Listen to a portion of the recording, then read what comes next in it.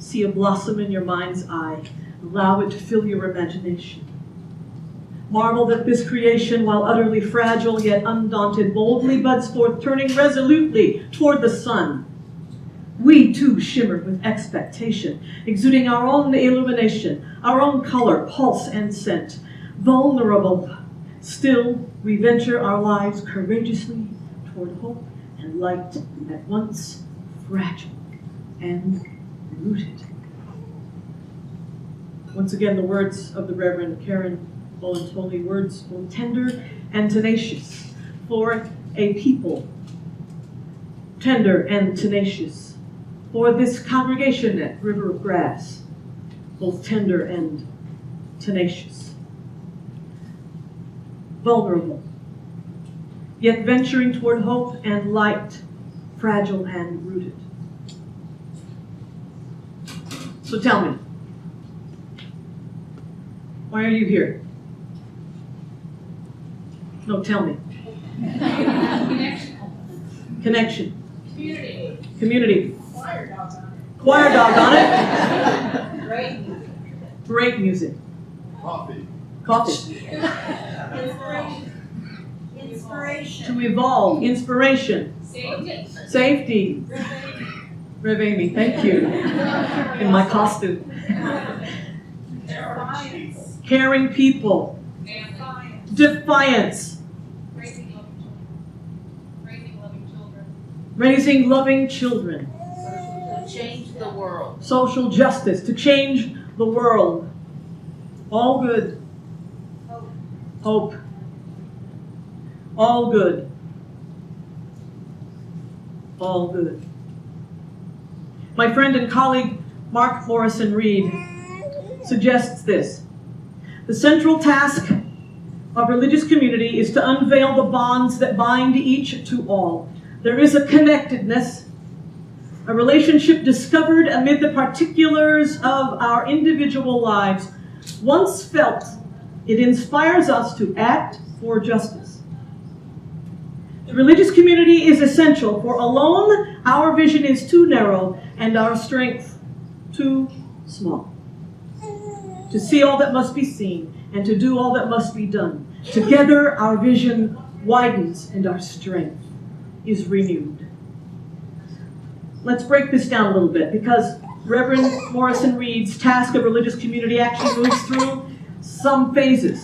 The first is to unveil the bonds that bind us each to all, a connectedness, a relationship discovered amidst the particulars of our individual lives. That is indeed what we tend to experience, we tend to sense first in religious community. Sometimes, right when we come through the door, that sense of connectedness and of welcome. In fact, that is often what leads us to the door, this yearning that we have to connect, to bond, to see, and be seen. To know that we are not alone in this world or in our lives. And that is important. And it is essential in every aspect of our lives for healthy minds, healthy bodies, and healthy spirits to feed our hearts, to feel brim full. The love that is there for us, to share a cup of kindness, to consider the truths and troubles and triumphs of our journeys over cake and coffee. What conflict, what joy. But that's not the goal. That's the beginning. Watch what Mark Morrison Reed says about what happens when we finally feel that connectedness in the particulars of our lives to one another, to our earth. Watch what he says happens. How that connectedness leads us to the purpose of this relationship we have found in religious community. Once felt, he says, once felt this bond, this connectedness, this knowing that we are not alone, once felt, it inspires us to act for justice. For once we have felt that connectedness with one another and with something greater than ourselves, In beloved community, it leads us to a deeper understanding of our connectedness to all being, our bond with all creation, our responsibility to all people. We keep saying it here, and we will keep saying it here, and we will keep saying it here until we learn better to live it with our whole lives. All means all. Not just those with whom we sympathize. Everybody here, everybody out there. The desperate families at the border, and the military officers sent there to stop. The candidates, and the ones knocking the doors for those candidates who share our principles and our ideals, and the candidates and those knocking the doors for those candidates who do not. All means all. The members of the Tree of Life Synagogue in Squirrel Hill, in Pittsburgh, and angry white supremacists who attacked them as they worshiped. All means all. I have to learn to see his humanity too. And today, I will confess I am having a hard time with that. Make no mistake, seeing his humanity and the humanity of those who make his hatred and violence possible and even stoke it and cheer for it, seeing their humanity, respecting their inherent worth and dignity, in no way means that I will cease giving everything I have to stop their actions. Even as I pray to learn how to love their souls.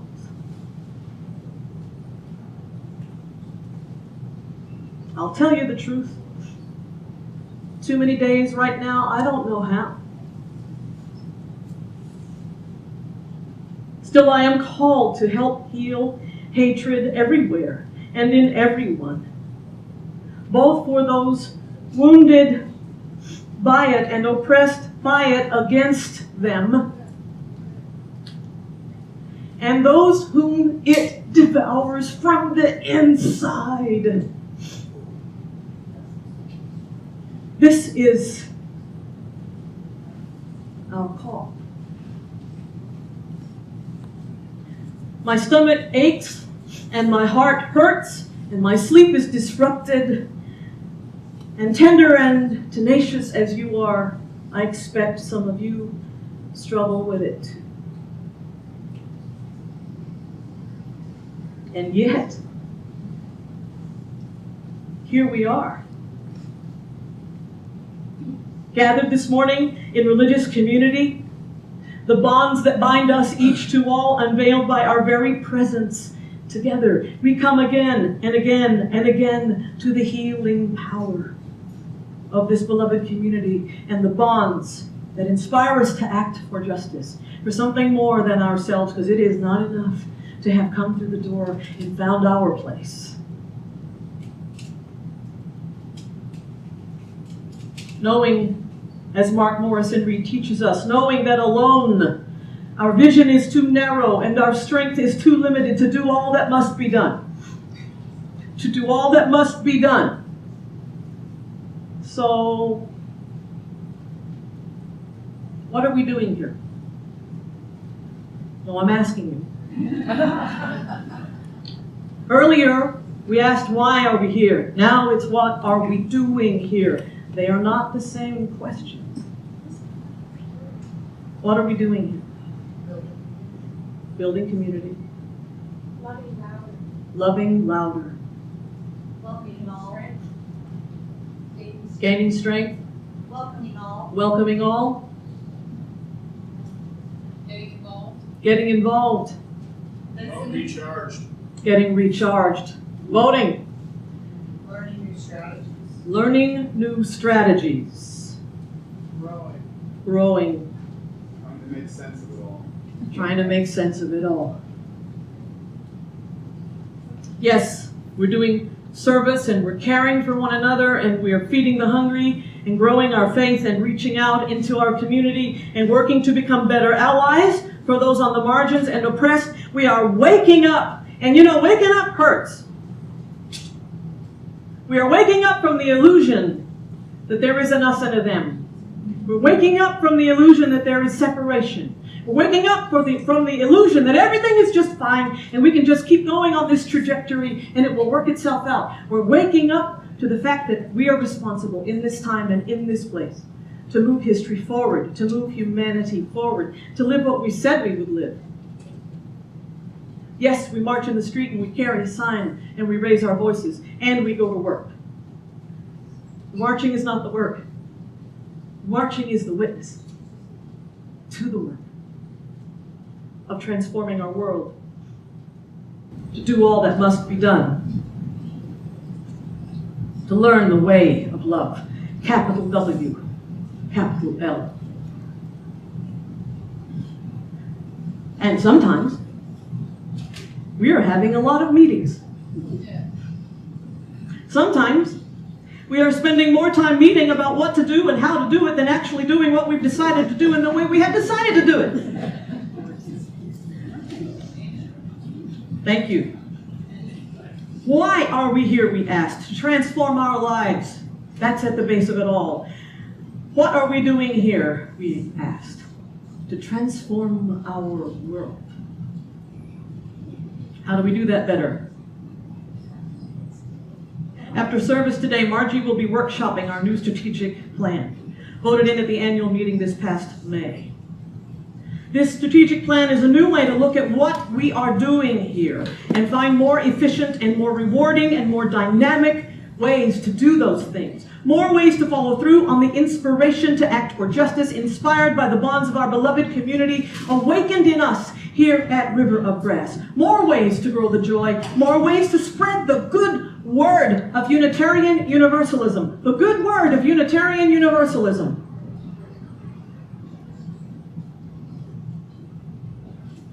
There is a good word. The love. You know, we get tangled up trying to describe Unitarian Universalism because we don't have a creed, because we have deeds. But one of my minister friends, one of my colleagues said it best. When anybody asks her how to describe Unitarian Universalism, she said, "It's the congregation where love wins. And if it doesn't fall under that, we don't do it." The religious community is essential, Mark Morrison Reed said, for alone our vision is too narrow to see all that must be done, and our strength too limited to do all that must be done. Together our vision widens and our strength is renewed. My beloveds, this was a rough week. It's one that can make you question just about everything, including your faith. Kind of week that makes you wonder, what are we doing here? So there I sat yesterday afternoon, having thrown out the sermon I planned to preach today. Like virtually every other minister and rabbi and divine teacher I know.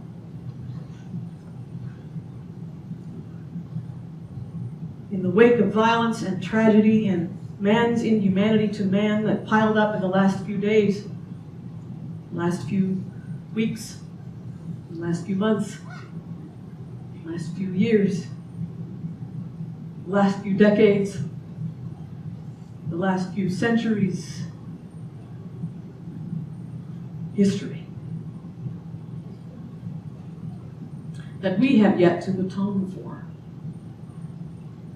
And so these things arise in our time to offer us an opportunity to do it better, do it right, and do it when we're scared.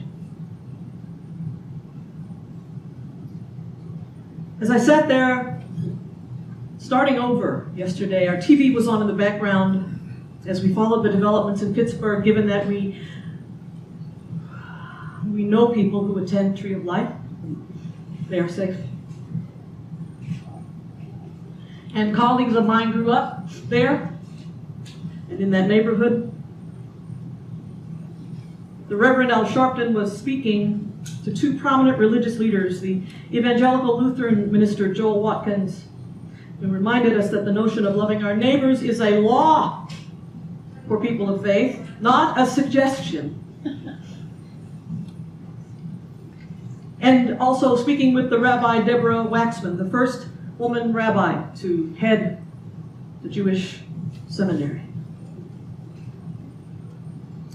And I took my head out of my hands just in time to hear her say this.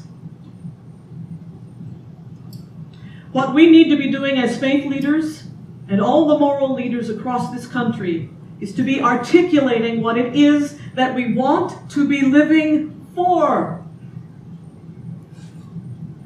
Our lives are on the line, she said. What do we want to be risking it for?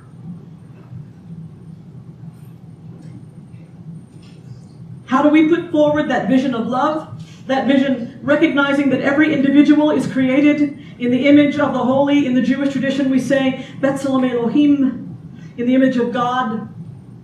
How do we put that forward in ways that are compelling, that urge people to step forward to proactively build that which we want to see in a way that dismantles and disrupts the hatred and the deterioration that we are witnessing?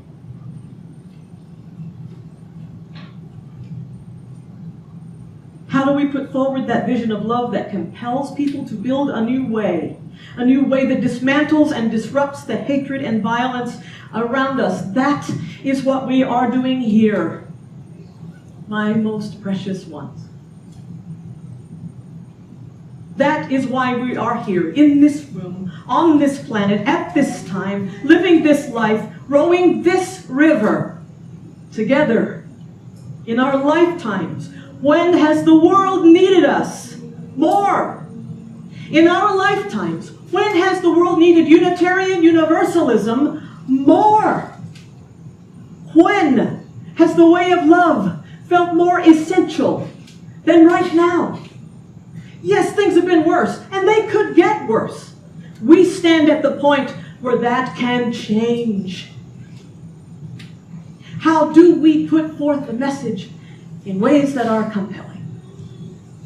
How do we begin anew to love and to learn and to lead? How do we answer this ever more urgent call to widen our vision and renew our strength together, as torn and vulnerable as we might feel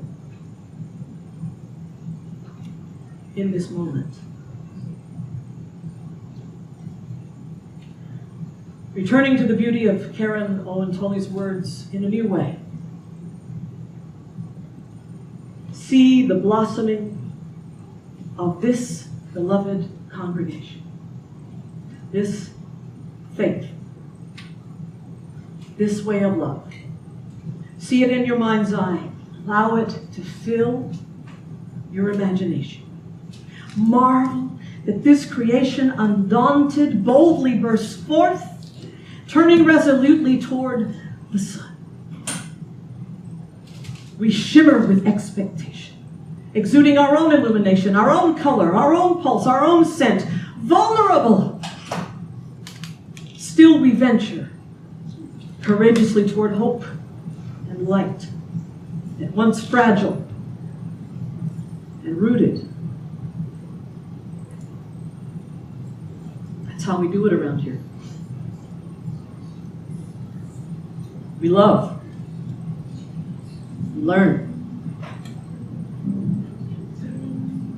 We lead. We row this river together.